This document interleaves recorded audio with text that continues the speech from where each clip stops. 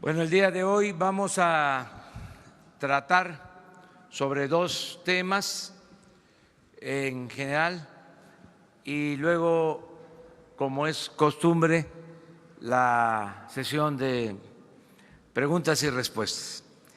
El tema que más nos importa es el de darles a conocer a los ciudadanos, sobre todo a los que tienen créditos en el Infonavit, de un programa que se va a implementar para ayudarles a que puedan tener sus escrituras. La queja que recojo en mis giras es de que pagan y pagan y pagan y no dejan de pagar por distintas causas. Y hay preocupación por esto.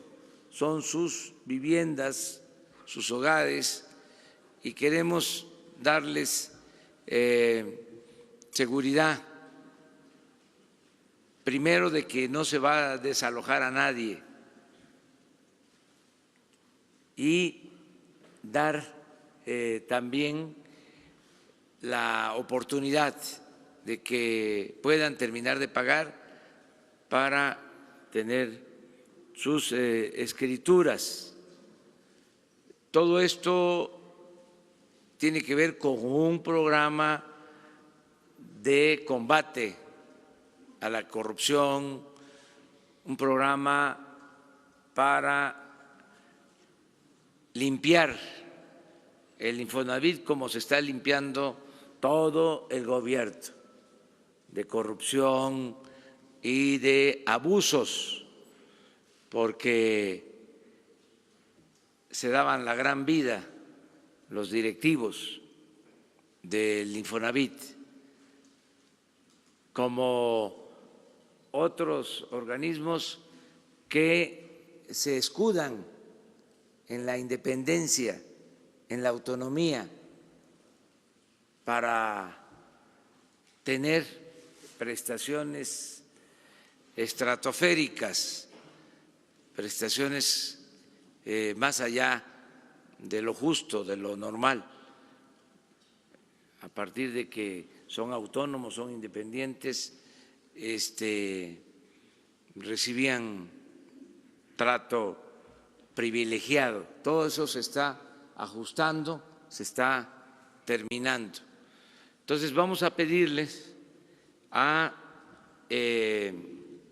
los servidores públicos, en este caso Román Meyer, secretario de Desarrollo Urbano, y al director del Infonavit, que nos expliquen, que nos expongan sobre este plan que se va a mantener en todo el sexenio. No es nada más un año, y también se va a ir mejorando. Es perfectible, no es ya algo acabado. Vamos a hacer la propuesta el día de hoy y vamos a recoger sentimientos, puntos de vista, para irlo mejorando. Pero el propósito es ayudar a los trabajadores que tienen créditos y que no han podido pagar porque han crecido mucho sus deudas por intereses y por otros factores. Entonces, vamos a hablar de eso. También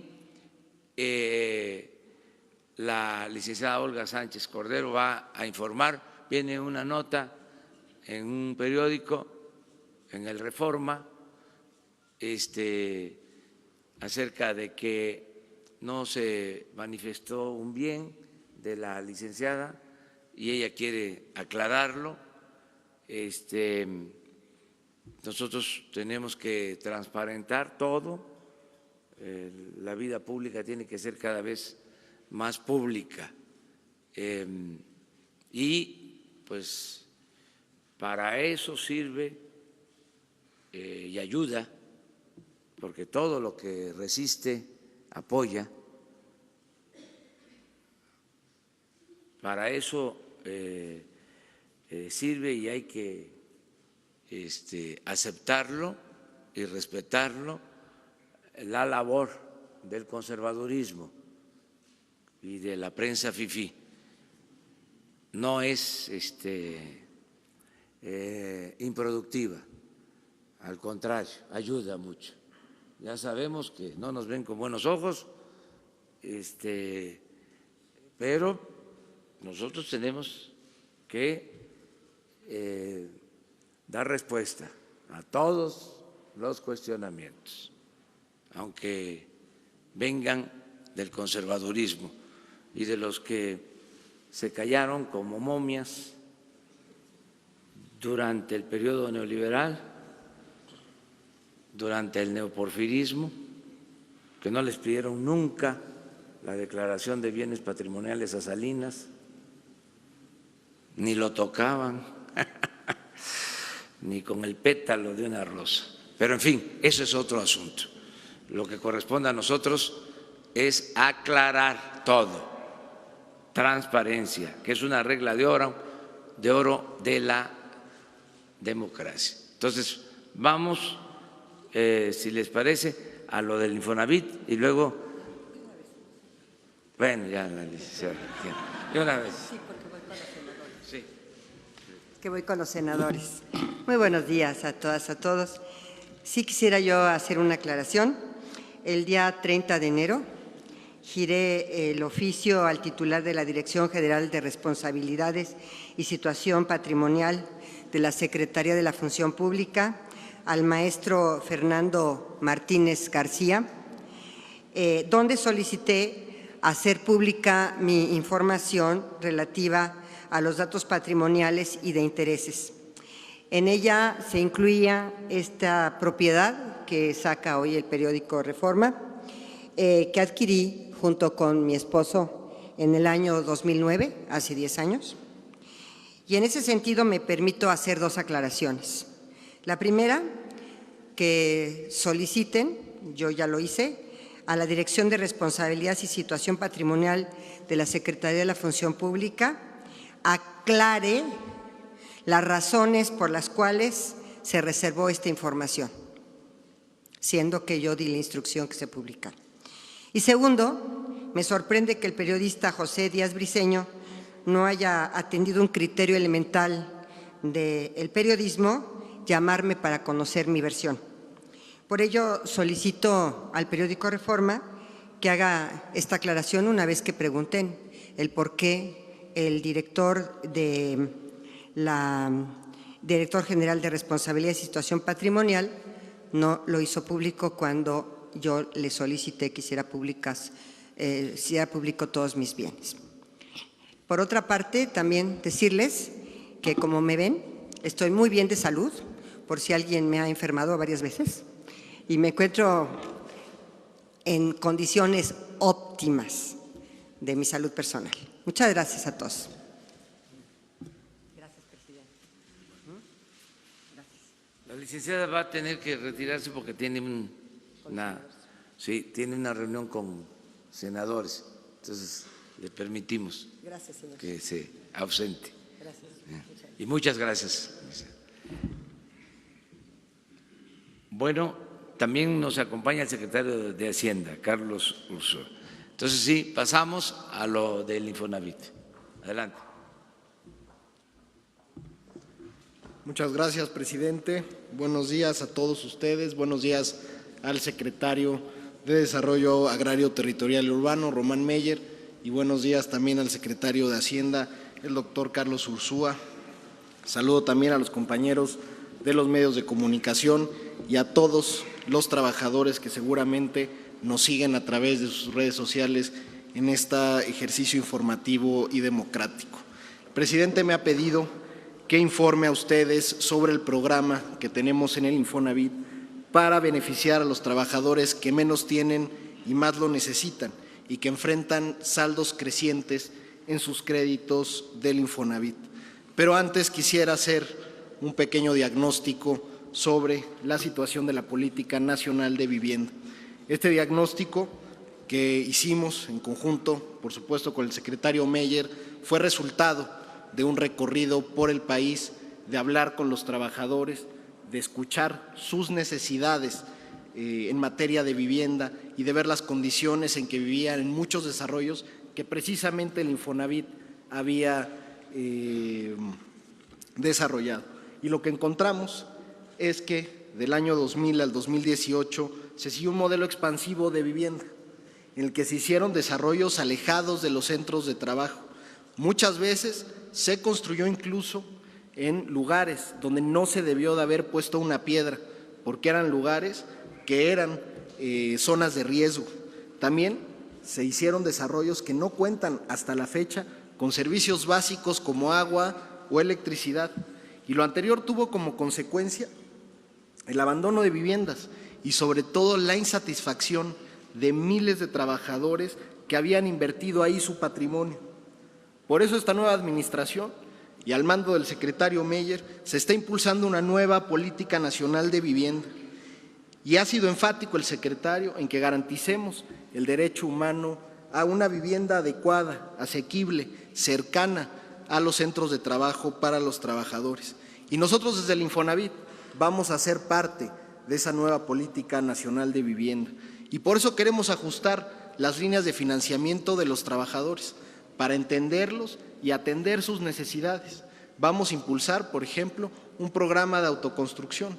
Y en materia de cobranza social, que ya lo decía el presidente, estamos haciendo un nuevo esquema para que ya no haya despojos ni haya maltratos a los trabajadores. Estamos trabajando en conjunto con la Comisión Nacional de los Derechos Humanos, primero para diagnosticar qué ha pasado en materia de cobranza y segundo, para poder hacer un nuevo esquema que respete el derecho humano a la vivienda. Finalmente, vamos a apoyar a los trabajadores de menores ingresos. Estamos trabajando con los sectores económicos que se representan en el propio instituto, el sector de los trabajadores y el sector de los empresarios, para aumentar los montos máximos de crédito. Esto permitirá que los trabajadores de menores ingresos puedan efectivamente acceder a una vivienda. Esta nueva política se presentará el mes de abril en conjunto con la Política Nacional de Vivienda. Y para hacer todos estos cambios, hemos decidido que teníamos que tener dos objetivos institucionales de manera clara. Uno, ser una institución más eficiente, y esto nos iba a permitir, por supuesto, cumplir nuestro segundo objetivo, que es dar más beneficios a los trabajadores. Y sobre el primer punto les quiero decir los avances que hemos tenido hasta la fecha. Desde el 14 de diciembre, que inició la nueva administración, nos pusimos como meta ahorrar 2,000 millones de pesos del gasto operativo del instituto. Lo que habíamos observado es que en el sexenio anterior el gasto operativo había crecido en un 80%, sin que el número de créditos aumentara. Es decir, se estaba haciendo simplemente más caro operar el mismo número de créditos. Y a la fecha, en tan solo un mes, hemos logrado ya recortes por 1,200 millones de pesos sin que se haya afectado las metas operativas del instituto. Al contrario, en el mes de enero hemos otorgado más créditos de lo que se había hecho en el mismo periodo de 2018 y de 2017.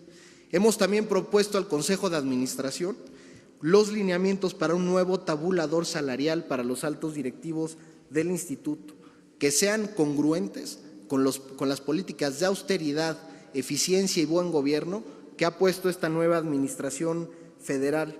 Esta nueva tabulador, este nuevo salario, tendrá que ser aprobado por la Asamblea del Instituto en el mes de abril. Sin embargo, en el periodo que corre entre enero y abril, estamos haciendo un mecanismo de donación del excedente del salario de los altos funcionarios con respecto al del presidente de la República. También estamos haciendo una reestructura organizacional para evitar duplicidad de funciones y para poder optimizar las funciones que hoy realiza cada una de las áreas.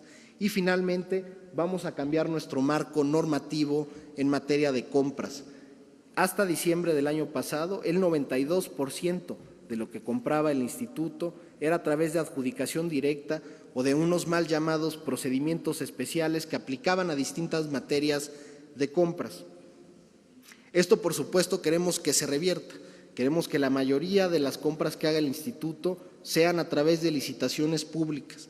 Estudios internacionales han mostrado que licitaciones competidas pueden generar ahorros de entre 15 y el 30% de los recursos, y se requiere que los trabajadores que nos dieron su confianza para administrar su salario puedan tener un instituto eficiente y austero. Y esto nos permite llegar al punto y al programa por el que estamos hoy aquí. Estos ahorros nos permiten presentar el programa Responsabilidad Compartida. ¿Qué significa este programa de responsabilidad compartida? Significa apoyar a los trabajadores que menos tienen y más lo necesitan. ¿Y cómo los vamos a apoyar?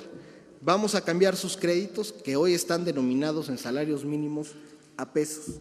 Lo que nos dimos cuenta es que los créditos que se habían otorgado históricamente en el Infonavit, que estaban denominados en salarios mínimos, eran más difíciles de pagar para ciertos trabajadores, particularmente aquellos cuyo salario nominal, lo que recibían cada mes en su nómina, no crecía al mismo ritmo que se actualizaban el saldo total de la cuenta, que se actualizaba con el salario mínimo o recientemente con la unidad de medida y actualización. Y esto hizo que los trabajadores, a pesar de que pagaban sus créditos y que seguían teniendo un empleo formal, vieran incrementarse su saldo cada mes a pesar de que pagaran. Y nosotros hemos entendido y recogido la frustración que sienten muchos de estos trabajadores, y por eso hemos decidido hacer este programa. Queremos, por supuesto, que los trabajadores sigan pagando, es una obligación el crédito, pero queremos que lo hagan en mejores condiciones. Por ejemplo, en este programa los que accedan van a obtener beneficios de descuento a su saldo total del 55% en promedio. También van a obtener una nueva tabla de pagos y tasa fija, y van a tener un apoyo mensual al pago precisamente para que ya nunca más en la historia del crédito vuelva a crecer su saldo mensual. Se va a quedar congelado en su última mensualidad y eso será el resto de la vida del crédito. Y esto podrá dar, sobre todo, certidumbre y planeación financiera a las familias. Algo de lo que nos ha dicho la gente, los trabajadores, es que no saben cada enero cómo se va a actualizar su crédito, cuánto van a pagar cada mes, y van a tener que retirar dinero que podrían utilizar, por ejemplo, para alimentos o transporte, en el pago del crédito.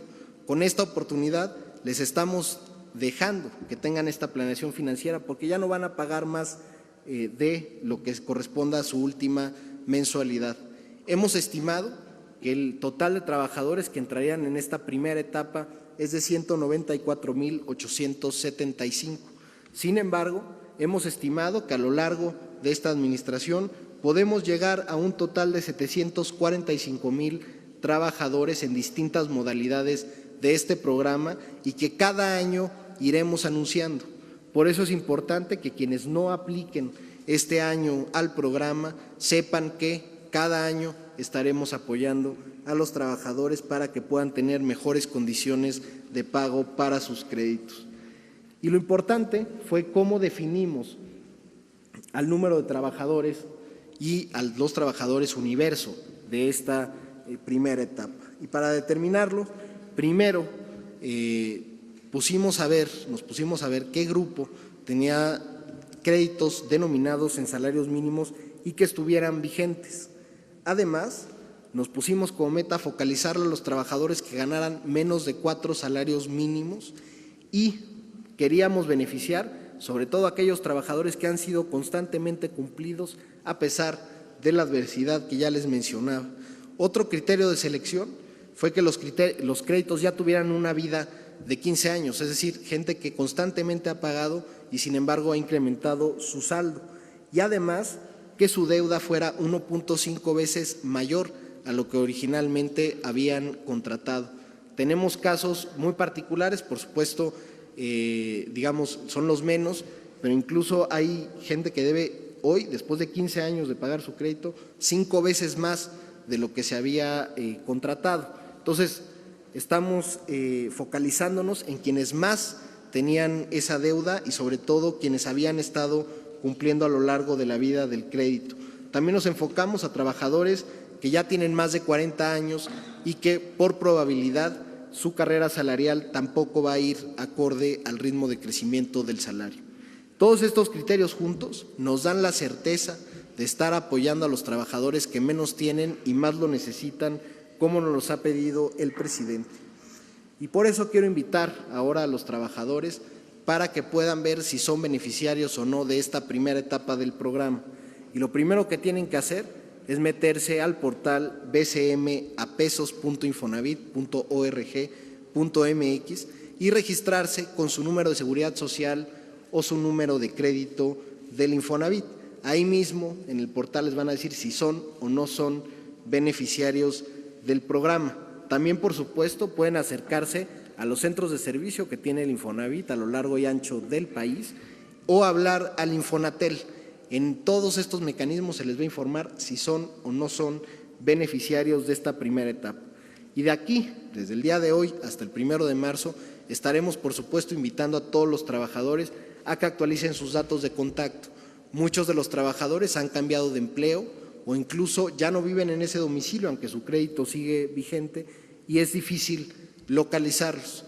Y por eso queremos que en esta primera etapa actualicen sus datos con nosotros. Y a partir del 1 de marzo, a esos 194,000 que hemos detectado para esta primera etapa, ya se les presentarán los beneficios en sus cuentas y en sus saldos. Y a partir de entonces podrán ser partícipes de estos beneficios.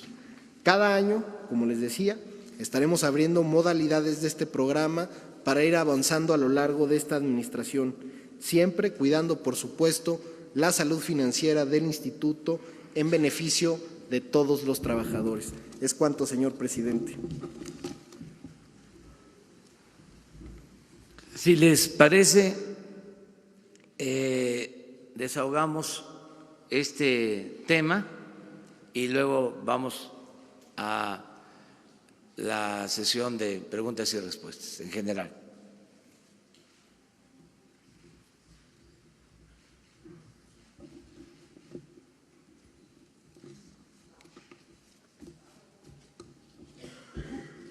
Señor director, yo quisiera preguntarle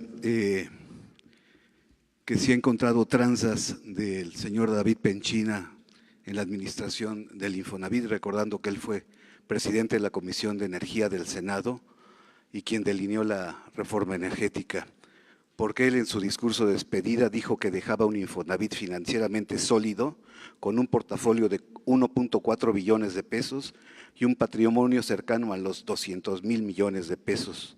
Esa es mi primera pregunta. Mi segunda pregunta sería, ¿existe la posibilidad que el ahorro de los trabajadores que administran en Infonavit pasen a las administradoras del fondo para el retiro, para que tengan mayor pensión los jubilados? Y finalmente, Infonavit reporta al Buró de Créditos la puntualidad o retraso de los trabajadores de Infonavit. ¿Seguirá esta práctica? Gracias. Muchas gracias por la pregunta. Sobre el primer aspecto, quiero decirles que estamos, por supuesto, revisando cómo se encontraba el instituto. Hay que recordar que tuvimos la posesión a partir del 14 de diciembre. Estamos analizando, por supuesto, cómo se encuentra y estamos pidiendo, por supuesto, a la auditoría interna, que depende del Consejo de Administración, que haga una investigación sobre los procesos que se siguieron en la administración anterior. Sobre el particular del exdirector, lo que se tiene que decir es lo que ya hemos dicho aquí. Nosotros encontramos un gasto operativo que había aumentado en 80% durante el sexenio pasado y que no se otorgaban más créditos. Entonces es importante revisar ese gasto operativo, sobre todo porque hubo partidas de gasto específicas del presupuesto que aumentaron más del doble en el año 2018. Entonces estamos revisando todas esas partidas. Yo, en las conferencias de prensa mensuales que doy en el instituto, estoy desahogando todos esos temas. Ahorita lo que nos convoca es, por supuesto, la ayuda a los trabajadores que menos tienen y más lo necesitan con el programa de conversión a pesos. Sobre el tema de las Afores es importante sobre todo estar en coordinación con la Secretaría de Hacienda. Creo que el objetivo que tenemos como país es aumentar la tasa de reemplazo y buscar la maximización del patrimonio de todos los trabajadores. Y en esa ecuación, por supuesto, el Infonavit es un jugador importante porque administramos una parte del salario y en ese sentido se tiene que ver la integralidad del patrimonio del trabajador, no tanto quién maneja el recurso en particular, sino cómo maximizamos ese patrimonio para que al final de su vida laboral pueda tener un mejor retiro. Y la tercera pregunta era sobre el buró de crédito. El buró de crédito, digo, es una práctica que se empezó recientemente, también la estamos revisando. El objetivo de esa, lo que tiene que ver es no apretar demasiado al trabajador, tiene un objetivo social que debería de ser indicativo. Actualmente se está usando de manera pues muy vinculante, pero debería de ser indicativo y lo que nos ayuda a ver es si el trabajador, además de pagar su crédito, va a poder pagar otras deudas que tiene, por ejemplo, en tiendas de autoservicio y demás que tiene pagos chiquitos, pues esos pagos chiquitos al final le quitan liquidez mensual. Entonces, lo que menos queremos hacer es que sea una carga adicional el pago patrimonial. Entonces, estamos revisando la práctica para ver si realmente tiene sentido en la originación de los créditos.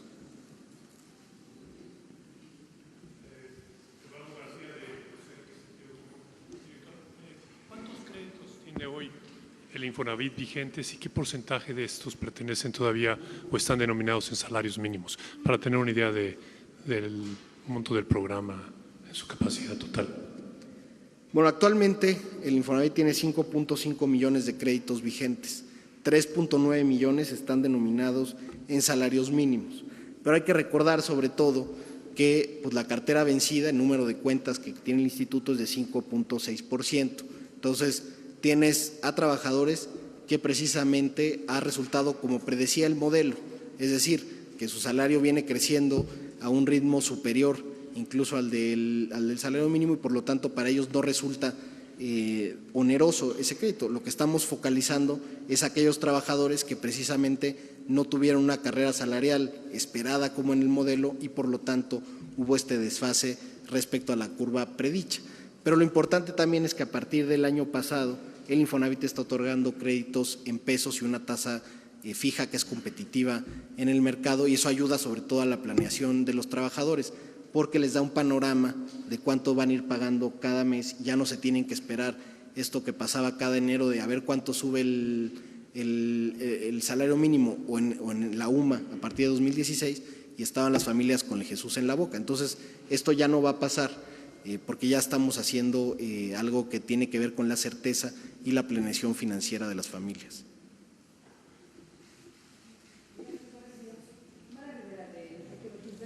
Quisiera preguntarle si dentro de los programas que tiene previstos, ¿qué se va a hacer con estos 5 millones de viviendas que se decía estaban abandonadas en el país por condiciones inhóspitas y por toda la serie de irregularidades que se presentaron como falta de servicios mínimos? Y bueno, y no sé si aprovechando la presencia del secretario de Hacienda, nos pudiera adelantar cuándo se presentará esta iniciativa de reforma al sistema de pensiones, considerando que para el 2025, secretario, pues será la primera generación de jubilados con el esquema de Afores y que bueno, este propósito de aumentar la tasa, el rendimiento, en fin, ¿cómo va caminando esta iniciativa en el Congreso?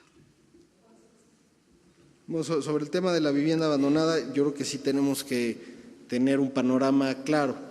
Efectivamente, el Coneval y el INEGI detectaron en sus últimos datos un universo de 5 millones de viviendas abandonadas. Nosotros, desde el Infonavit, que además es la hipotecaria más grande del país, hemos detectado el año pasado, solamente el año pasado, se abandonaron o tenemos registro de 58,000 viviendas, pero cada año hemos visto un ritmo de más o menos 80,000 viviendas cada año, ¿no? Entonces, estamos estimando el universo que efectivamente tiene el Infonavit y con lo que el Infonavit puede hacer algo. Entonces, es muy importante tener esta claridad. Estamos trabajando, por supuesto, con la SEDATU para que podamos tener un programa de recuperación de vivienda abandonada que tenga un sentido de recuperación del entorno urbano, porque lo que había venido pasando es que agarraban esas viviendas abandonadas, las subastaban a terceros para que las arreglaran, pero arreglaban un pequeño número de casas y los acreditados los volvían a abandonar. Entonces estaban desperdiciando recursos de todos. Entonces paramos ese programa de subastas desde que llegamos, el 19 de diciembre lo paramos y estamos diseñando en conjunto con la SEDATU mecanismos para que se pueda recuperar el entorno urbano con estas viviendas abandonadas. Pero sí, primera vez vamos a estimar el universo y los daremos a conocer exactamente cuántas tenemos dentro de nuestra cartera hipotecaria. Eso es independiente, por supuesto, de casas que se hayan abandonado y hayan sido créditos otorgados, por ejemplo, por el Fobiste o la banca. Nosotros solo podemos ver lo que está dentro de la propia cartera del Infonavit. Sobre el sistema, doctor. Buenos días. Déjenme quizá clarificar 2 o 3 términos. Como ustedes saben, en el caso de la seguridad social, en este momento tenemos 2 regímenes diferentes. Uno que nos toca a los viejos, casi nadie de los que están aquí, a mí sí me toca, en el que básicamente lo que se tiene es el llamado sistema solidario, donde quien va atrás de uno le paga a uno la jubilación, ¿no?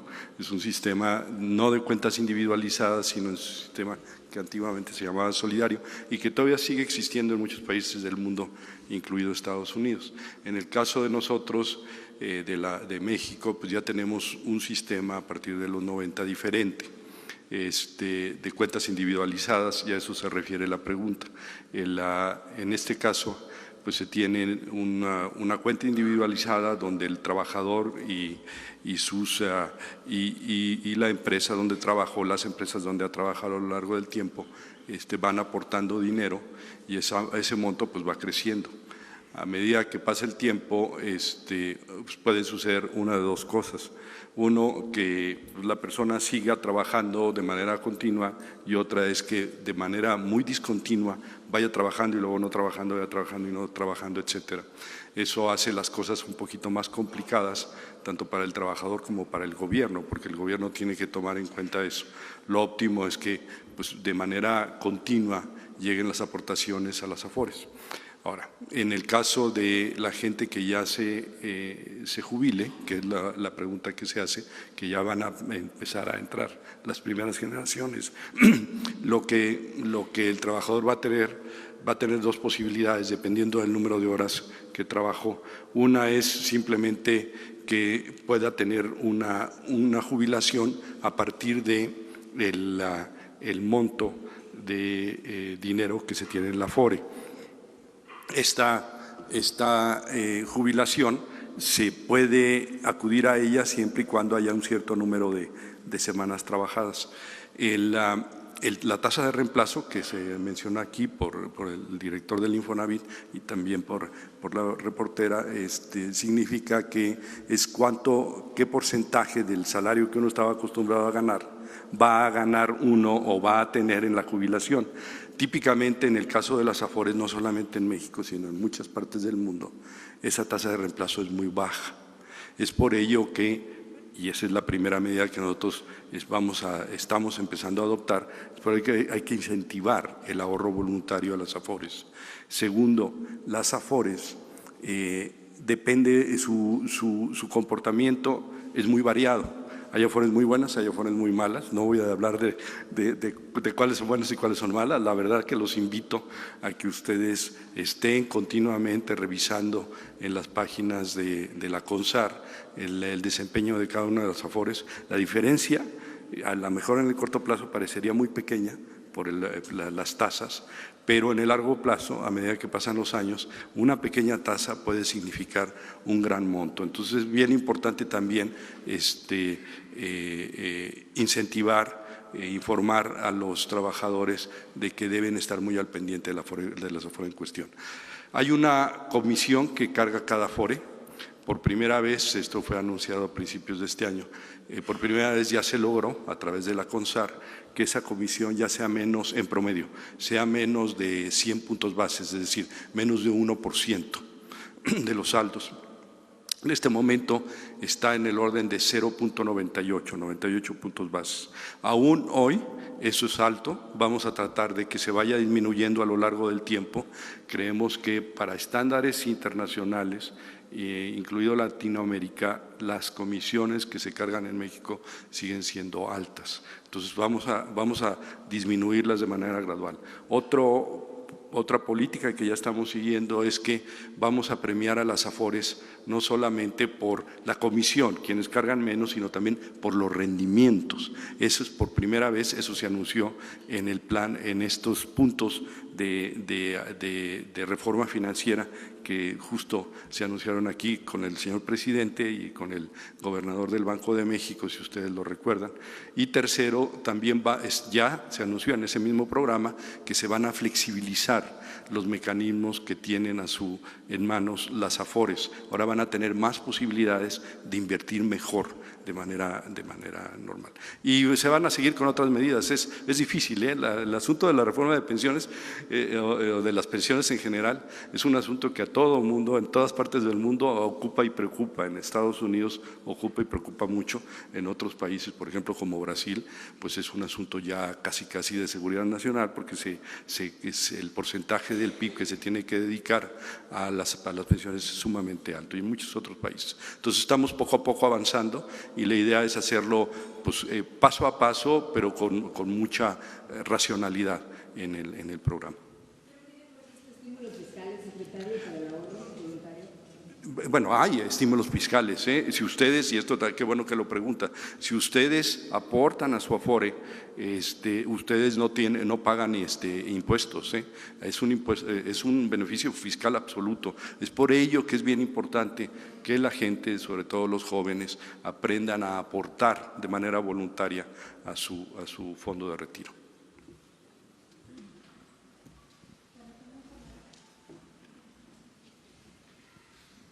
Dos más, ¿les parece?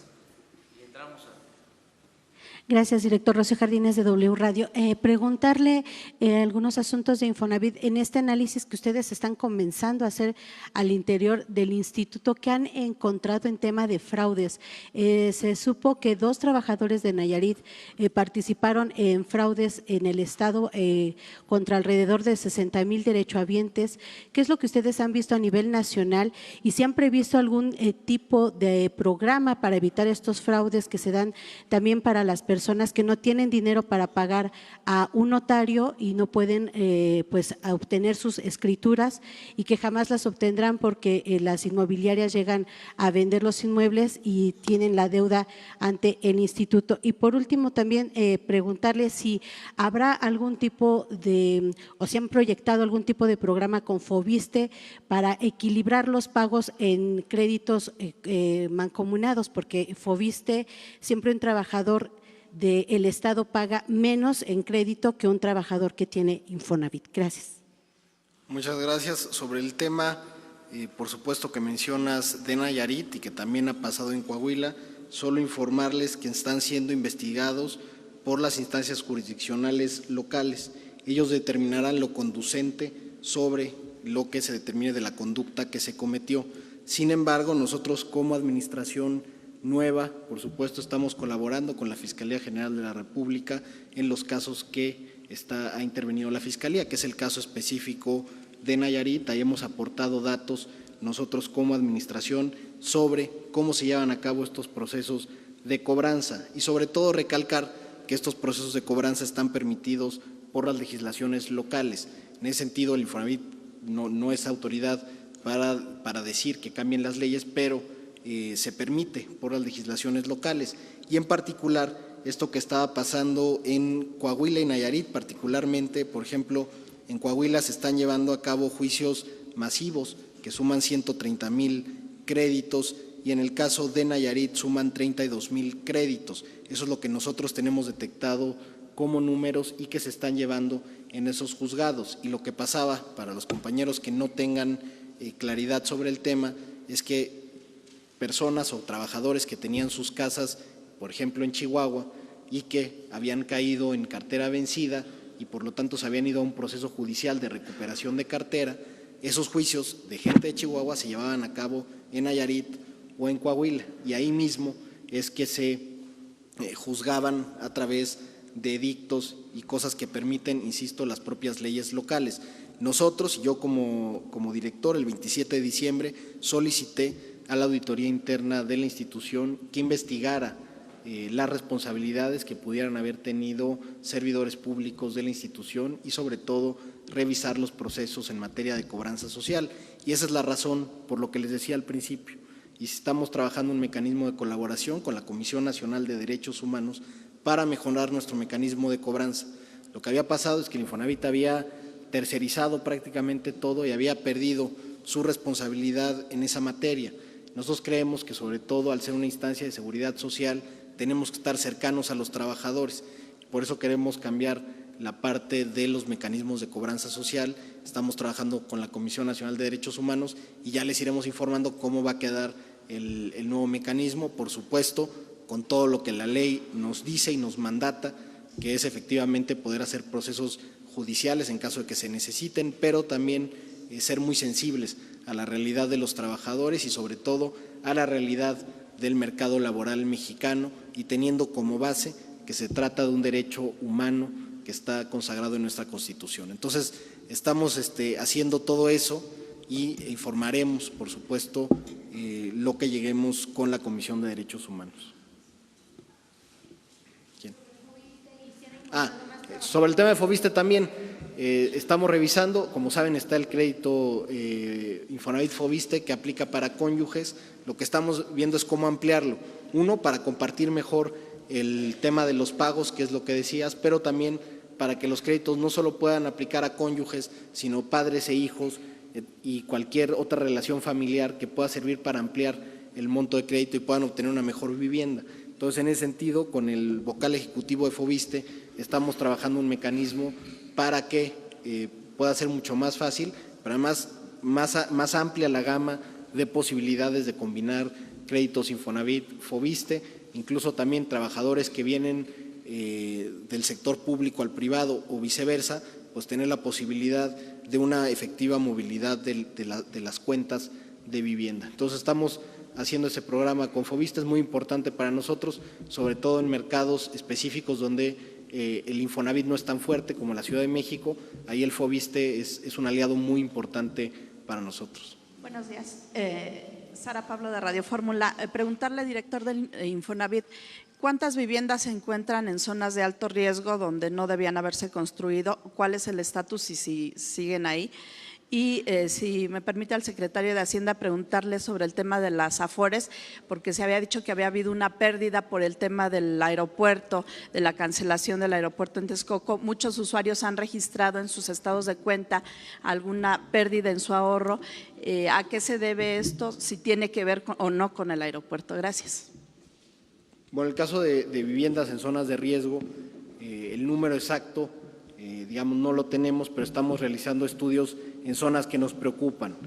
Particularmente en Chihuahua ha habido zonas que se han detectado incluso que son inundables, ¿no? Entonces ahí nos están haciendo un estudio que una vez que lo tengamos también tendremos una mecánica de solución que estamos trabajando con el propio secretario Meyer.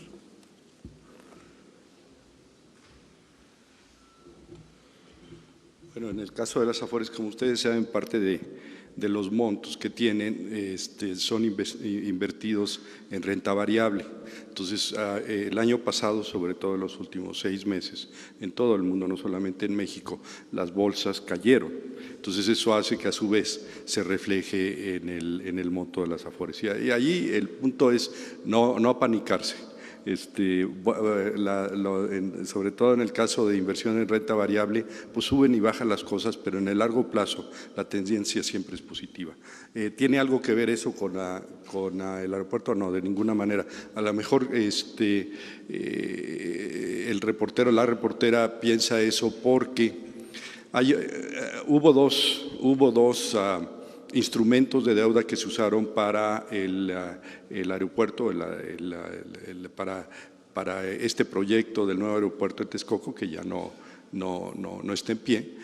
Uno fue emitir bonos, alrededor de $6,000 millones, respaldados por la TUA, la tarifa de uso aeroportuario. Eso ya estamos solucionando, de hecho ya se hizo el primer paso, el gran paso, eso ya básicamente está solucionado. Y el otro es un mecanismo que se llama FIBRA para nosotros en México, que son fondos de inversión que tratan de impulsar la inversión privada en México. Y en este caso se emitieron alrededor de 30,000 millones de pesos en fibras. Esto, por cierto, ya también el grupo aeroportuario muy pronto ya las va a pagar, pero es verdad que hubo algunas afores, X y Y, que invirtieron en esas fibras. ¿Van a perder? No, porque de hecho, uno de los problemas de esas fibras es que eran demasiado caras para el gobierno. Entonces van a ganar, de hecho, bastante quienes invirtieron en esas fibras. Bueno, nada más para decirles que se va a apoyar a los trabajadores del Infonavit y que todo esto, lo subrayo, tiene que ver con una mejor administración, una administración pública austera. Por eso, para sintetizar, para resumir, para dejar claro de manifiesto que hay un cambio verdadero, que no es más de lo mismo, me gustaría que el director del Infonavit les dijera cuánto está ganando y cuánto ganaba el anterior director del Infonavit. No es acusar a nadie, es demostrar de que ya no es lo mismo, de que no solo hubo cambio de gobierno, sino hay cambio de régimen, que ya estamos en la cuarta transformación de la vida pública del país. A ver, director.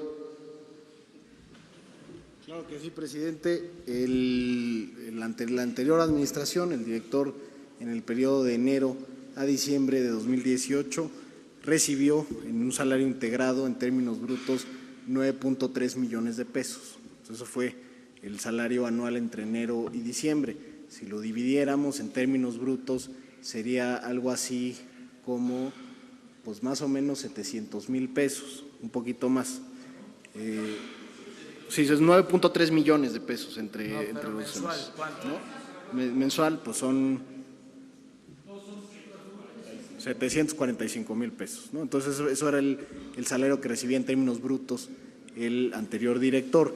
Yo, como hice el compromiso con el presidente, me puse, porque además en el Infonavit se estilaba que se ganara lo que uno quería, me puse un salario equivalente al de 107,500 pesos. Entonces, eso es lo que yo voy a estar ganando en términos netos, que en términos brutos debe ser como 150,000 pesos, ¿no? Entonces, si se fijan, a lo largo del año yo voy a tener un salario equivalente al 1,800,000 pesos contra 9,300,000 pesos. Está bien el ejemplo, ¿ah? Bueno, ahí queda eso. Ahora sí, vámonos a la sesión abierta. Muchas gracias. Siéntese.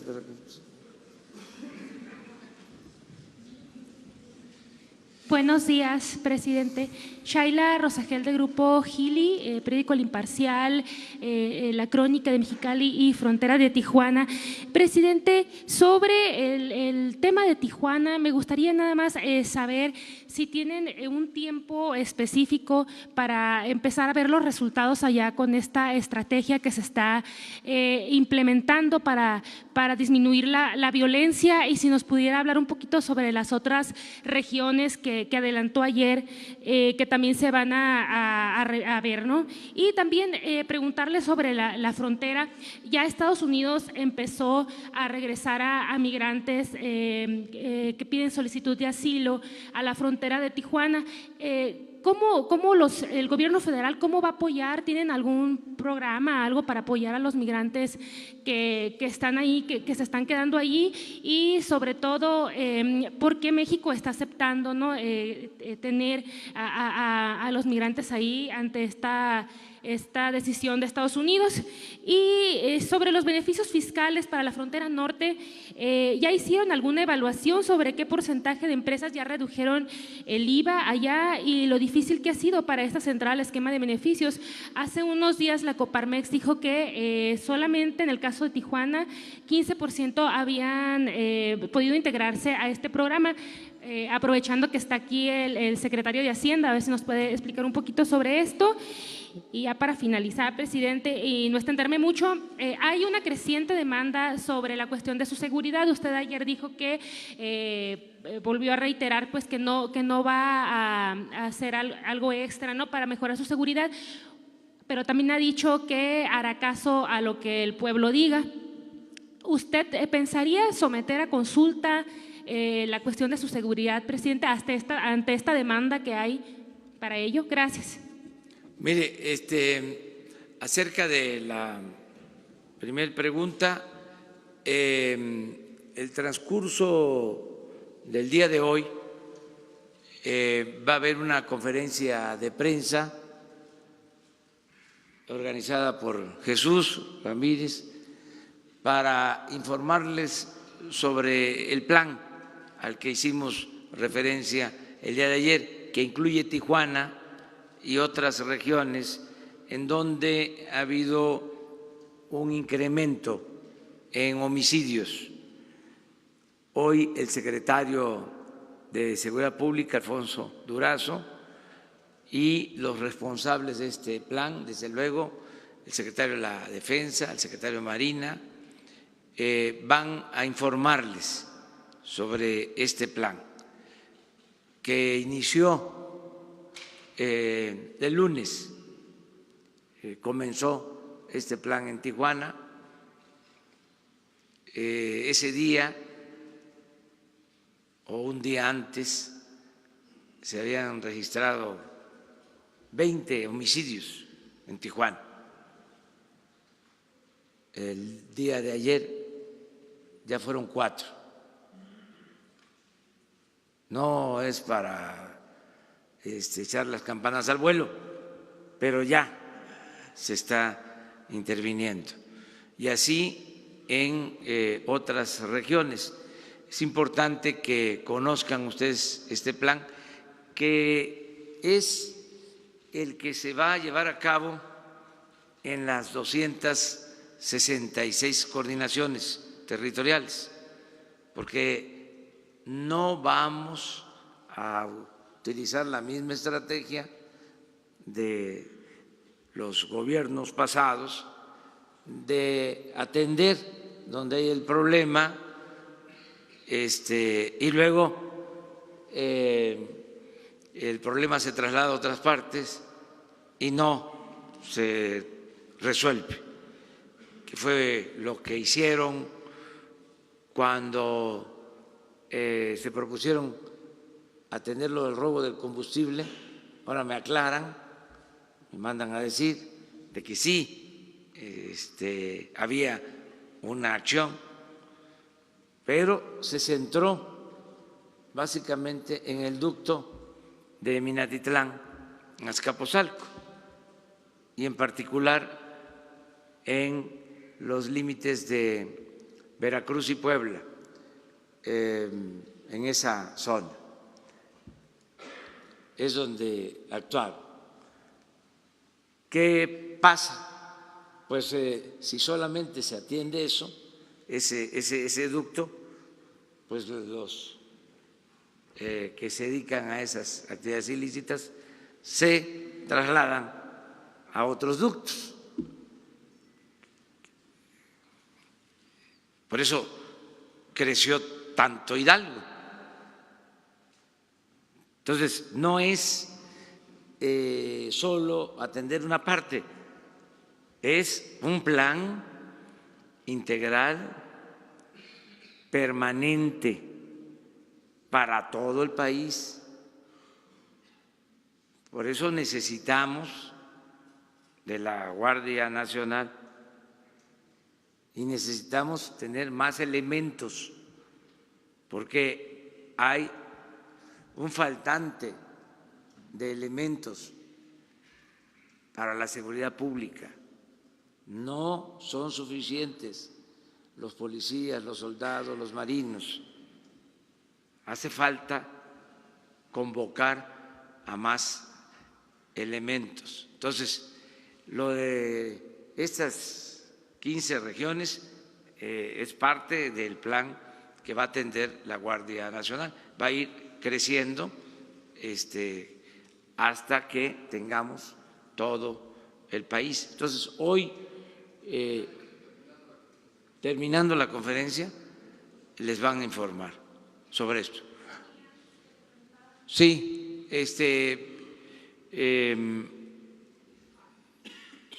se está ordenando la migración en el sur, se les está pidiendo que de manera voluntaria se inscriban, se apunten. Hay algunos que no han aceptado hacerlo de manera incorrecta. Hay quienes sí se están registrando, esto es muy importante, es para atenderlos mejor, para defenderlos, para respetar sus derechos humanos.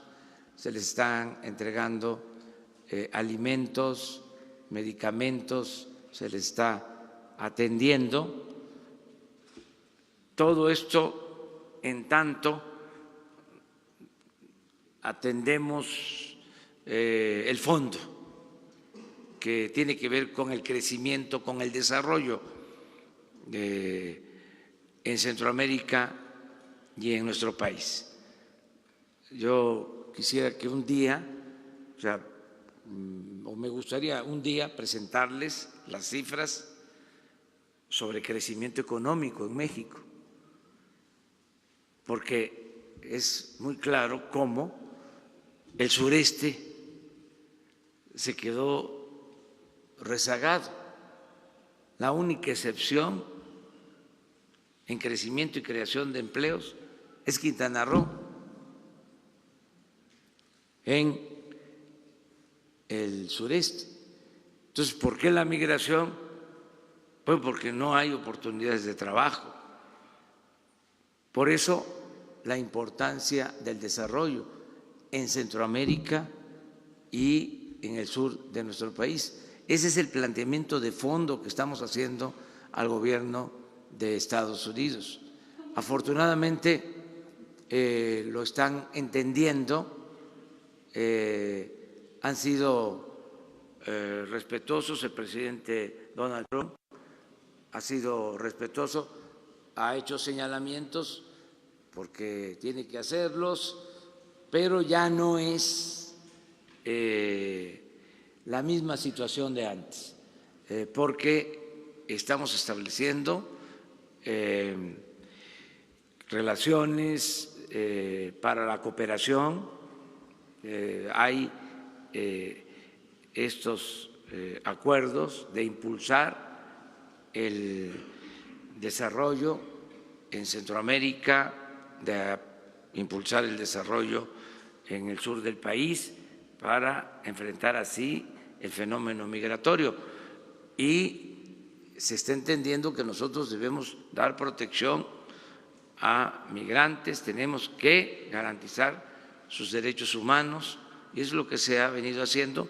El que puede explicarles bien sobre este tema las veces que sea necesario, sobre esta política, pues es Marcelo Ebrard. También con Jesús me gustaría que un día Marcelo les explique sobre la política exterior y cómo, de manera coordinada con la Secretaría de Gobernación, se está también manejando todo lo relacionado con la política migratoria. Esto va a ayudar a aclarar mucho. Había preocupación ayer por el mensaje del presidente Trump. Lo cierto es que fue respetuoso, hubieron algunos señalamientos, pero pues es su derecho, es su visión, pero fue bastante respetuoso de nuestro gobierno y eso se lo agradecemos, porque nosotros estamos haciendo nuestro trabajo. Presidente, lo de la consulta sobre su seguridad y lo del IVA. Mire, tenemos posiblemente en puerta una consulta, pero tiene que ver con la operación de una planta termoeléctrica en Morelos.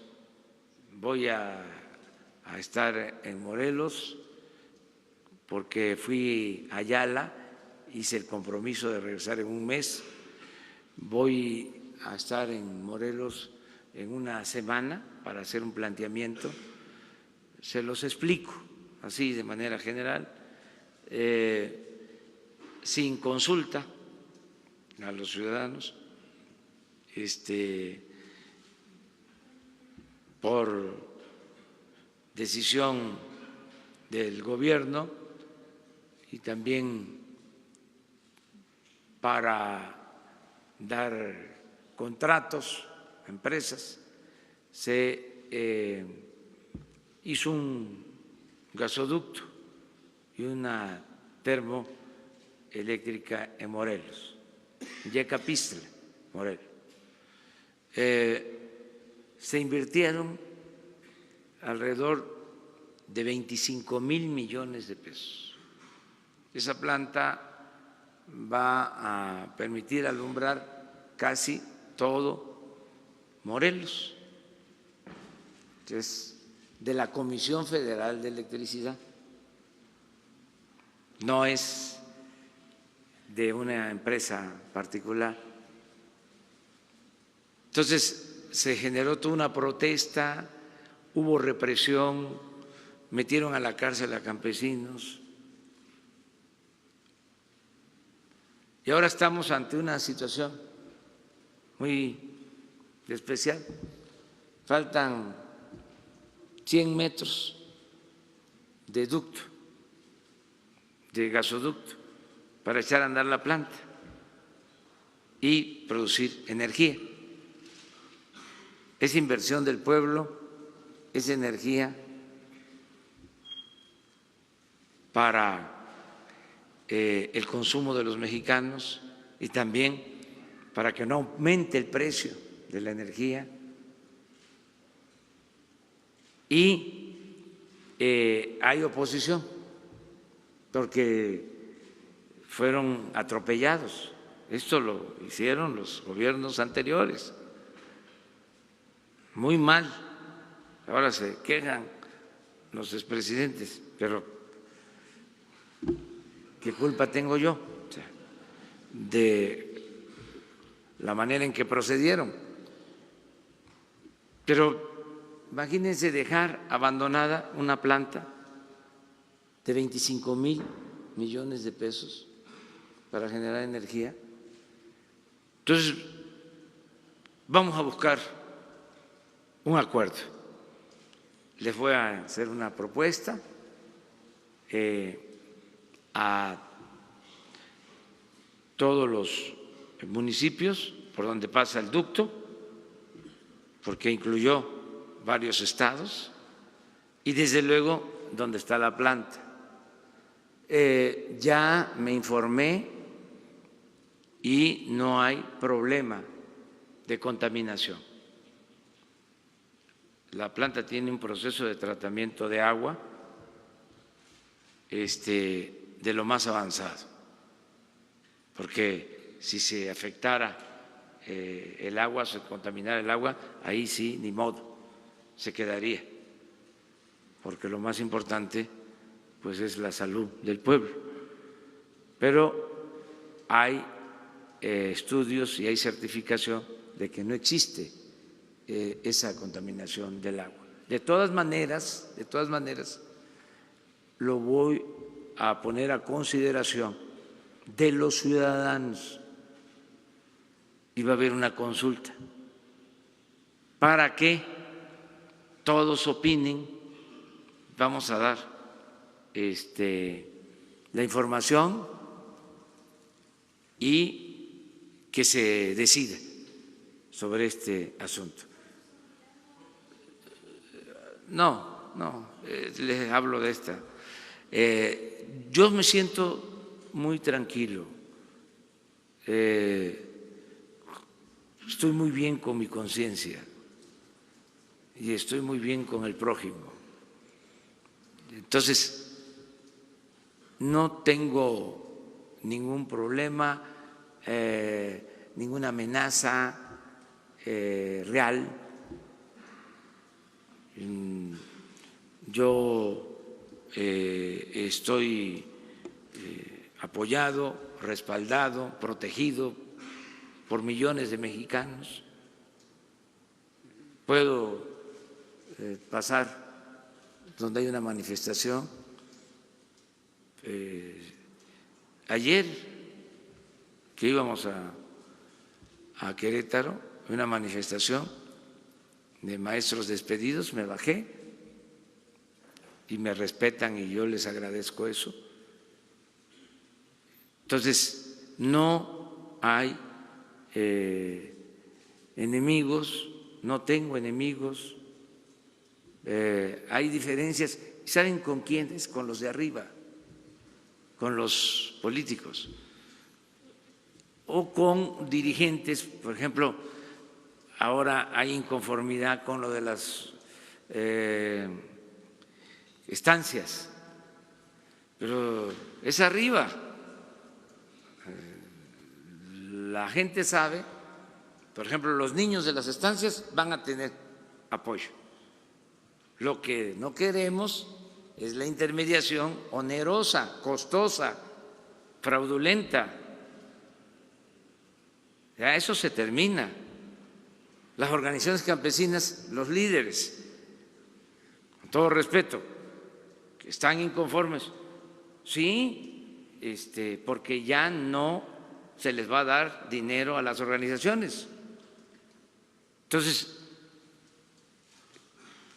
que se manifiesten, son libres, vamos a garantizar el derecho a disentir, pero no vamos a cambiar, porque tenemos las cuentas de cuánto se les daba a las organizaciones. Eso es irregular, por decirlo menos. ¿Cómo se le va a dar dinero del presupuesto público a una organización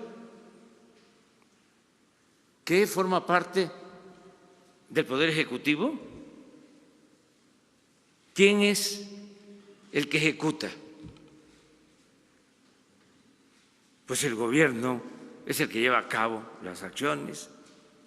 ¿Cómo se le va a entregar dinero del presupuesto que es de todos a una organización social, a una organización de la llamada sociedad civil? Entonces, esas son las inconformidades que se presentan, pero se va a ir entendiendo. De todas maneras, diálogo.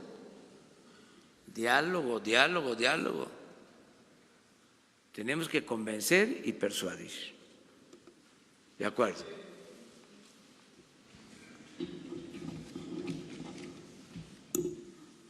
Buenos días, presidente. Janet López Ponce de Milenio. Hemos estado publicando que en este saqueo a Pemex no únicamente era el huachicoleo a los ductos, sino también incluso las donaciones que hacía Pemex a Sedena y algunas organizaciones. En específico, el grupo Hidrocina estuvo robando este combustible y vendiéndolo. Se le congelaron cuentas, después tuvieron que descongelarlas y en estos momentos están operando con normalidad. Saber si tienen alguna investigación en específico en estas gasolineras, atención especial. También algunos estados estuvieron desviando estas aportaciones de combustibles y también hay alguna investigación en este sentido. Y en un segundo tema, presidente, ahora que la secretaria de Gobernación ventila que hubo un error de la función pública directamente en su declaración, sigue habiendo varias declaraciones de funcionarios con datos ocultos. Por ejemplo, el vocero decía que él no ocultaba nada y su declaración sigue con la mitad de la información oculta. Saber si entonces, más allá de que los funcionarios hayan decidido no transparentar su información, podría haber un error directamente en la Secretaría de la Función Pública y si estaría usted solicitando que se revisen los casos del resto de los funcionarios. A ver, Jesús, no vamos a triangular, directo, por alusiones personales. Ven.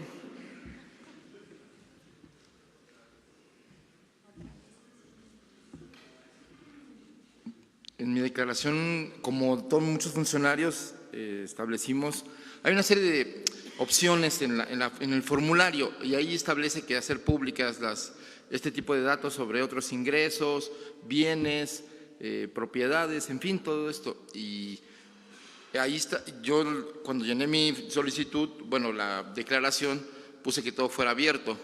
Entiendo que hay en el formato mismo oculta datos de la presentación pública, aunque yo tenga acceso a verlos. Entonces, creo que hay un problema ahí del sistema, no es tanto un asunto de no declaración. Porque ya investigué y ya pregunté a la función pública qué problema había al respecto y es un tema técnico que van a resolver. Entonces, ¿podría haber más casos como este, presidente, que sea un error directamente de la función pública? Sí, pero se aclara porque no hay ningún problema. Oye, a ver, ¿cuántos bienes tienes tú? Un solo vehículo. Y estoy pagándolo todavía, es un crédito. A ver, pero ¿qué bueno, más? Es que en tu caso aparece, por ejemplo, en tu caso, Jesús, oculto el saldo de tus cuentas bancarias, el monto de tus vehículos, el monto de cuánto pagaste por muebles en tu casa, todo eso aparece oculto, pero dices que tú sí El menaje de la casa, el crédito que tengo del vehículo, que dicho de paso, 226,000 pesos estaba tasado cuando lo hice la contratación del crédito, en fin, todo es abierto. Creo que es un problema del sistema que esas cejillas o ventanillas no se abren al público, pero pues mis cuentas bancarias son los ingresos que tengo como funcionario público, no tengo más. Pero por esto, precisamente, pues no hay ningún problema en transparentar los bienes, porque se seleccionó muy bien a los colaboradores, de gente honesta. No se puede llevar a cabo una transformación cuando el objetivo es acabar con la corrupción y con la impunidad con gente deshonesta. Entonces, se escogió a funcionarios que no les importe tanto el dinero. Hay muchos servidores públicos como Jesús, el secretario de Hacienda me decía, sí, ahora vamos a aclararlo, porque digo, para que vean que no somos iguales.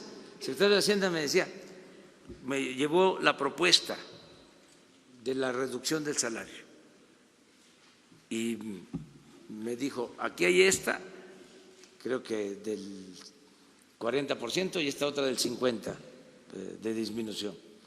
Y le dije la del 50%. Oye, pero si tú te bajas el sueldo, los de abajo los van a tener que reducirse mucho. Ahorita estábamos hablando en el caso del Infonavit, se rayó porque yo gano 108. ¿Y tú cuánto? 107,500. O sea, pero por eso, porque sí, estaba arriba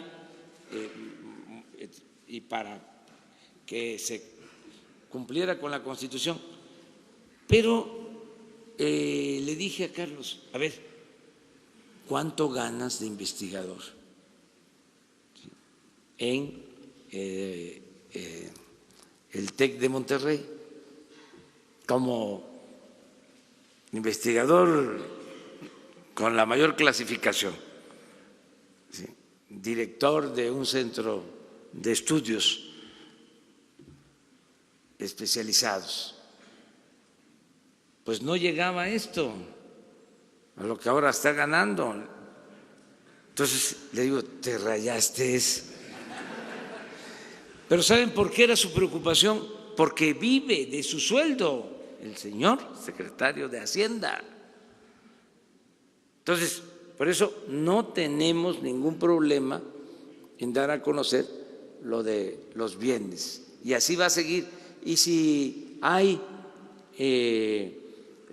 falta de información sobre alguna manifestación de bienes y eso, aquí lo aclaramos sin ningún problema, lo hacemos. Sí, sí. El caso de esta distribuidora de gasolina, tengo la información que es un juicio que está en la Fiscalía General. Eso es lo que puedo comentarles. Adelante.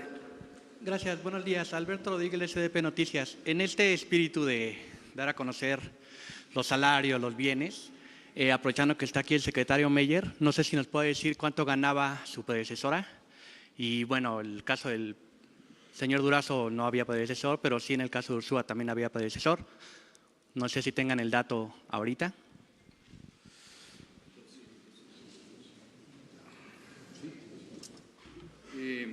Tengo entendido que la maestra Robles ganaba 157,000 pesos libres, digamos en el tabulador entre secretarios ella tenía de los más bajos, entonces su salario correspondía a 157,000 pesos libres mensuales. ¿Y tú?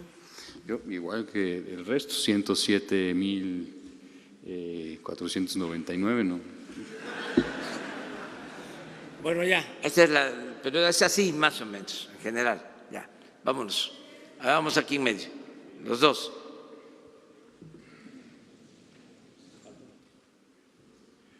Buenos días, presidente. Jocelyn Gutiérrez de Político.mx, para preguntarle más bien su opinión. Este día se asegura en columnas que su gobierno tiene un guardadito y que la gasolina debería costar 4 pesos más de lo que está actualmente, lo cual no ocurre por el IEPS. ¿Cuál sería su opinión sobre esto? Y también si nos podría adelantar cómo será el informe que presentará de sus primeros 100 días de gobierno. Si planean que sea aquí en Palacio Nacional o va a asistir en el Congreso. Y si nos puede confirmar, se dice que Bernardo Batis lo va a proponer como embajador de México para el Vaticano. Si de ser cierta la información, ¿cuándo enviaría su propuesta al Senado? Bueno, no, lo último no tengo yo información. Tengo contemplado reunirme con el maestro Batis. Nos vamos a reunir pronto, en unos días más, para platicar con él. ¿Dónde quieren el informe de los 100 días? ¿Lo quieren aquí? Una mañanera. ¿De acuerdo? Eso es, aquí va a ser. ¿Qué más? Le comentaba, en algunas columnas salió el día de hoy que asegura que su gobierno tiene un guardadito, donde están diciendo que el precio de la gasolina debería de ser 4 pesos más barato de lo que ya está actualmente, sí, lo cual no ocurre debido al IEPS.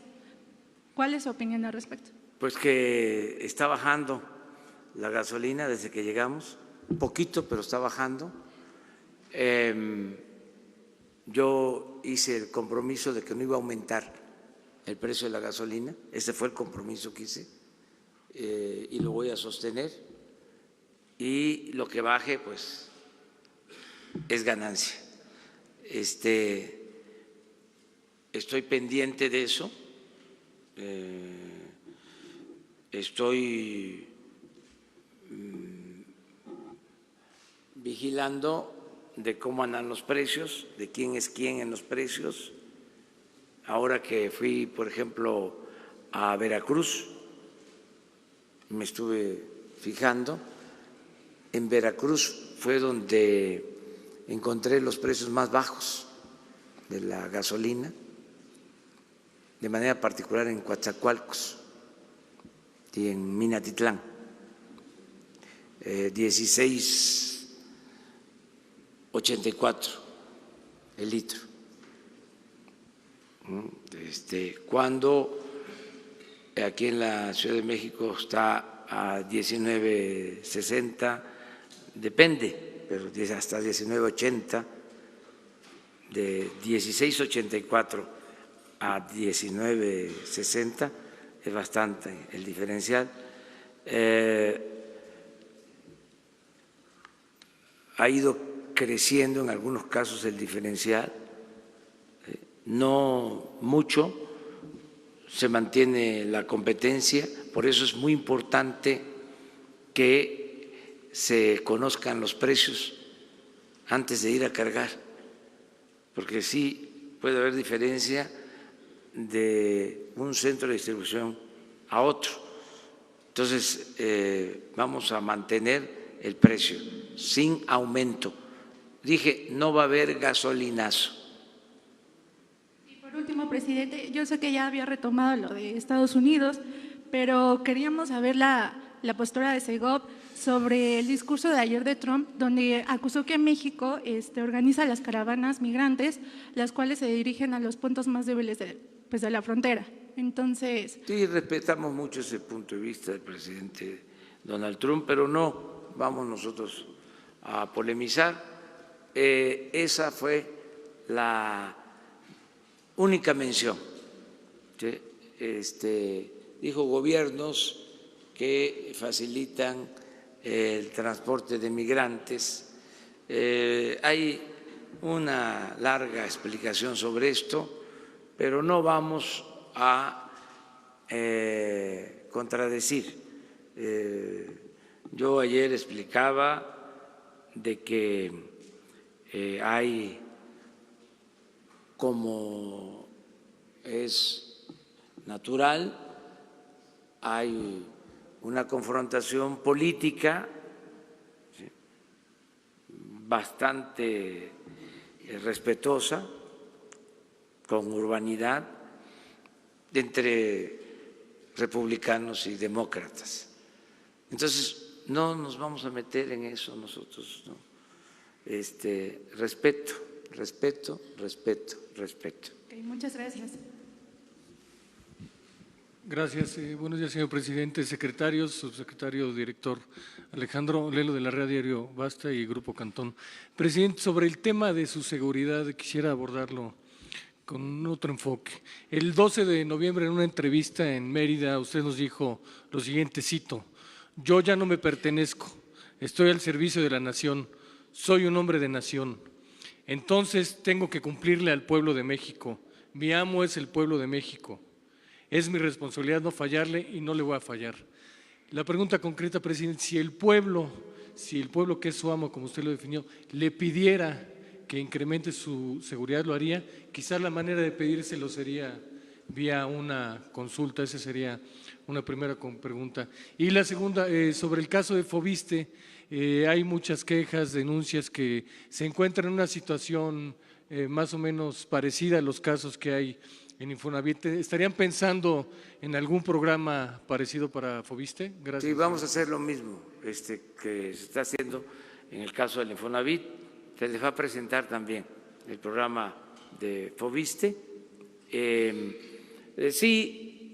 Aprovechando, ¿no?, cosas que se dijeron, pero que se deben de puntualizar, se deben de acentuar. Se acaba el negocio de la construcción masiva de departamentos entregados a empresas inmobiliarias vinculados con políticos. Se acaba.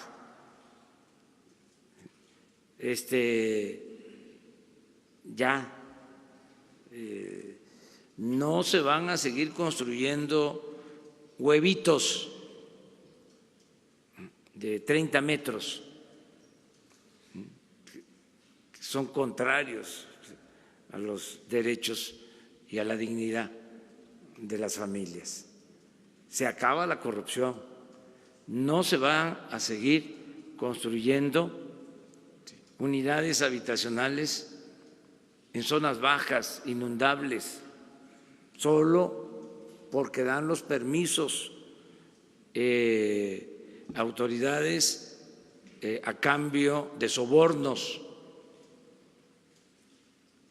Ya no se van a devastar cerros. Es totalmente contrario al medio ambiente y yo no sé por qué en esos tiempos los ambientalistas no decían nada. Llega uno a una ciudad histórica, bella, un patrimonio de la cultura de nuestros pueblos. Y a la entrada, devastado un cerro y construidas miles de viviendas, de departamentos de estos, o sea, afectando todo. Y como aquí se dijo, sin servicios, viviendas que cómo las van a ocupar si no tienen servicio, si no tienen transporte, si las hicieron a kilómetros de los centros de trabajo, pero era el negocio de las inmobiliarias, de los políticos. Eso se termina ya. Ya el que tenga incumplimiento, porque muchas veces ni siquiera entregaban bien las unidades, defraudaban a la gente. Esto de Infonavit, de Foviste, pero también de inmobiliarias que defraudaron a muchos ciudadanos. No vamos nosotros a tolerar eso. Eso era parte de la corrupción, de los moches. Por eso subrayo de que los conservadores son muy corruptos, además de hipócritas. Les gustan mucho los billullos. Son muy corruptos. Los conservadores, hagan ustedes la investigación, todo me lo dejan a mí.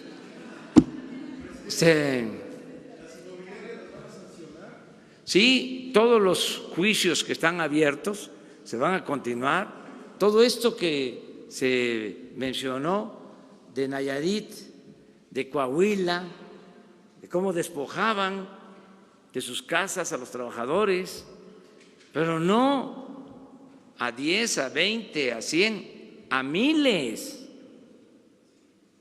Toda esa corrupción se acaba. Ya vamos a limpiar de corrupción el país y lo vamos a hacer garantizando las libertades, hasta ofreciendo disculpas por las molestias que ocasione el combate a la corrupción. Presidente, lo que le comentaba de la consulta, ¿sí lo tendría? Sí, lo vamos a considerar más adelante. De ahora vamos muy bien, estamos bien y de buenas. ¿Cuándo sería más adelante este año? En la consulta que quizás va a ser marzo, abril. Pues puede ser este año, pero tenemos ahora otras prioridades. Sí. Gracias, señor presidente. Dos preguntas. Usted ayer, Rubén Pérez del periódico La Prensa, usted ayer en el aniversario de la promulgación de la Constitución mencionó la posibilidad de crear una nueva Carta Magna. ¿Su gobierno estaría impulsando esta nueva Constitución en el transcurso de los años que le restan en el sexenio para dejar su sexenio terminado con una nueva Constitución? Y la otra pregunta, insistir en el tema de las donaciones huachicoleras. Los diputados están insistiendo de que esto se perfila como un negocio. Más allá de que la Fiscalía tenga el tema, usted, así como tenía la información de cuántos barriles se perdían por robo de combustible, ¿tiene el dato de cuántas pérdidas registraba Pemex por estas donaciones? Gracias. Sí, mire, ayer mismo hablé de que no nos iba a dar tiempo a nosotros para convocar a la creación para la aprobación de una nueva Constitución, que a pesar de que la Constitución actual está muy parchada, que tiene más de 700 reformas, que nosotros nos dábamos por satisfechos si se aprobaban las reformas que estamos presentando, que tienen que ver con convertir en delito grave la corrupción, lo que llaman los abogados los hechos de corrupción, delitos graves para la corrupción, que es increíble porque dominaban los abogados, no todos desde luego, no quiero generalizar, pero los abogados del conservadurismo eran los que impedían en el legislativo reformas para castigar la corrupción y el influyentismo. Es buen tema de tesis porque todos estos abogados que practicaban el influyentismo y que se hicieron inmensamente ricos fueron legisladores. Y ya no quiero hablar más porque luego se enojan mucho. Pero si se convierte en delito grave la corrupción, si se termina la impunidad, suprimir fueros y privilegios. Fíjense qué raro, mandamos la iniciativa para quitar fueros y no la aprobaron los legisladores. Sobre todo, no se pudieron tener las 2/3 partes porque los legisladores del conservadurismo votaron en contra. Cuando estoy proponiendo que se le quite el fuero al presidente, que se pueda juzgar al presidente por corrupción en funciones, modificación al 108 constitucional, no lo aprobaron.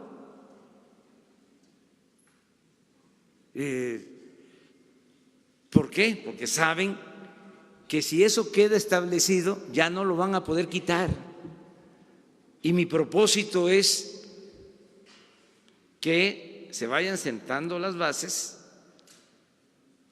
de un verdadero cambio, de modo que en el futuro, toco madera, si regresaran, que les cueste trabajo dar marcha atrás a los avances logrados, porque van a querer retrogradar.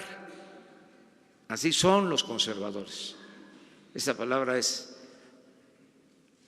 de los liberales del siglo XIX, retrogradar. Entonces, nos damos por satisfechos si se acaba la corrupción, que legalmente se castigue, que se castigue la impunidad, o mejor dicho, que no haya impunidad, y 3, que haya democracia. Porque muchas desgracias se han padecido por falta de democracia, por gobiernos que han sido impuestos mediante fraude electoral. Entonces, si establecemos el hábito democrático y se establece como delito grave el fraude electoral, que signifique cárcel sin derecho a fianza, que signifique cárcel sin derecho a fianza al que utilice el presupuesto para favorecer a partidos, para favorecer a candidatos, el que compre votos, el que reparta a despensas, frijol con gorgojo, que sea sancionado. Con eso no haría falta, en lo que corresponde a nosotros, ¿sí?, una nueva Constitución. Pero no descarto la posibilidad de que las nuevas generaciones lo hagan, porque sería conveniente. Ayer se hablaba de que es la Constitución que ha permanecido por más tiempo, 102 años. La del 1824 llega a su fin con la nueva Constitución de 1857 y la del 57 con esta vigente del 17. Y ya llevamos 102 años con la misma Constitución, además muy parchada, muy remendada, ya en algunos casos no solo modificada en la letra, en el texto, sino también en el espíritu de la Constitución, lo que dio origen a esta ley de leyes. Entonces, eso se lo dejamos a las nuevas generaciones. Yo no me voy a meter en eso ahora porque me llevaría mucho tiempo. No están aprobando ni las reformas que estamos proponiendo. Imagínense llamar a un constituyente para una nueva Constitución. Sería muy desgastante. El dato de las donaciones de huachicoleros. Sí, no tengo el dato exacto, pero lo voy a solicitar, a ver si lo tenemos, ¿sí?, de las donaciones. Es donaciones, ¿verdad? Sí. En el caso de Pemex, ¿y donaciones de qué tipo? A ver. Este tema que están insistiendo los diputados, sobre todo los de la Comisión de Presupuesto, que dicen que esta cesión de combustible, lo que comentaba la compañera de Milenio, que involucra hidrocina, todas estas anomalías que los diputados refieren que se están convirtiendo en un negocio o que se convirtieron en un negocio. Sí, eso sí hay información de las distribuidoras de Pemex generalmente dona combustible, por ejemplo, a Sedena, a estados, a organizaciones. Sí. Hay donaciones, por ejemplo, de emulsión asfáltica para hacer caminos. Sí. De eso debe haber información. No se donaba, sino terminaban haciendo negocio con esas donaciones. Sí, puede ser. Sí, no. Es que para donde se voltea a ver, ¿sí? Ya no se habla, por ejemplo, de los carros tanques, o carro tanque, pero imagínense que dan un anticipo para comprar carro tanque y no entregan los equipos y se quedan con el anticipo. Pero así muchas otras cosas. Aquí van a ir saliendo. Estamos empezando. O sea, estamos empezando a limpiar entre todos. Esto es muy importante, no dejar de agradecerle al pueblo de México por su apoyo, por su respaldo. No podríamos hacerlo sin la gente. Yo me animo,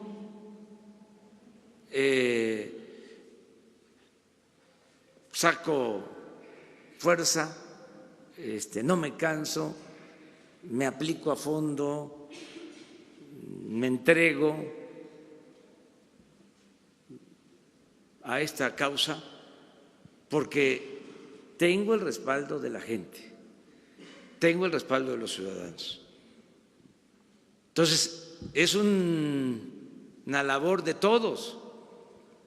Mucha gente está totalmente de acuerdo y quiere el cambio. ¿Y saben quiénes más quieren el cambio? Más que nadie, los jóvenes. Por eso, a veces yo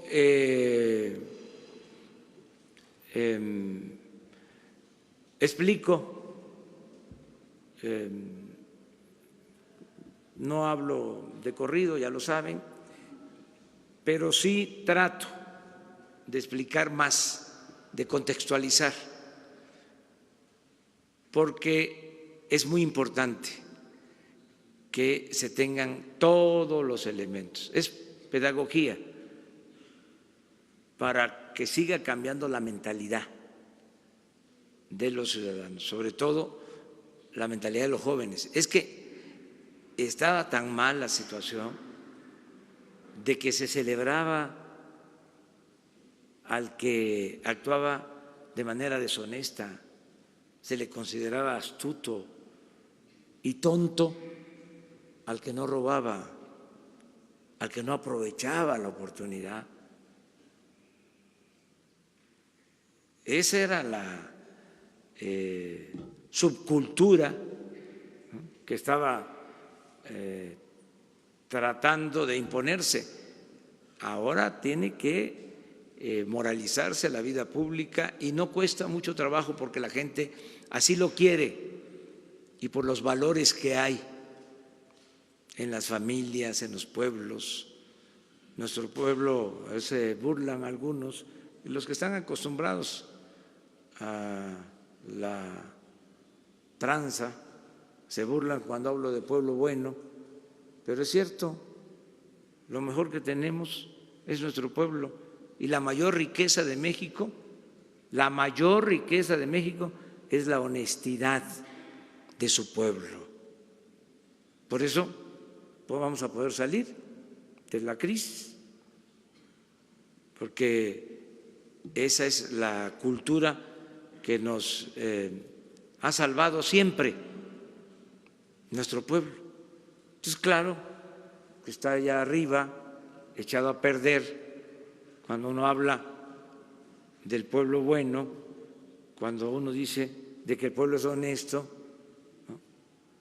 No lo entienden, ¿no? Porque ellos están hechos, formados y acostumbrados a triunfar a toda costa, sin escrúpulos morales de ninguna índole. Pero nuestro pueblo no. La mayoría del pueblo de México no. Por eso también se puede, porque son unos cuantos, es una minoría la que está aferrada a la corrupción. No es todo el pueblo, o sea, la gente es buena por naturaleza. Ya se pasó la hora, ya nos vamos, pero aquí viene la información sobre lo de seguridad. Muchas gracias. Sí, continúa de una vez, ¿no?